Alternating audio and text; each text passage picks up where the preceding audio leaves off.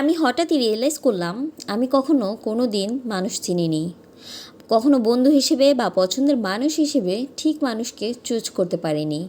এখন পর্যন্ত আমার বেস্ট এফোর্ট যাদের জন্য দিয়েছি তারা সবাই আমাকে নিখুঁতভাবে বুঝিয়ে দিয়েছে আমি তাদের কেউই না।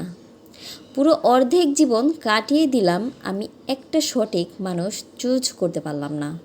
তাহলে শোনো, যাকে চাইলেই পাচ্ছ তাকে কখনো ব্যবহারের পাত্র ভেবো না। যে তোমার প্রয়োজনে ছুটে আসে সে তোমার ভালো চায়, তাকে একজন শুভাকাঙ্ক্ষী হিসেবেও ভাবতে শেখো।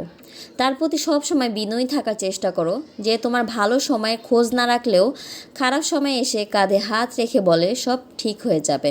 মা ছাড়া নিঃস্বার্থ সবাই ভালোবাসতে জানে না। তাই যদি কেউ স্বার্থ ছাড়া তোমাকে ভালোই বাসে তবে তার মূল্যায়ন করতে শেখো। মনে রেখো, তুমি একজন শুভাকাঙ্ক্ষী হারালে মানে তুমি একটা বিশ্বস্ত কাঁধ হারালে।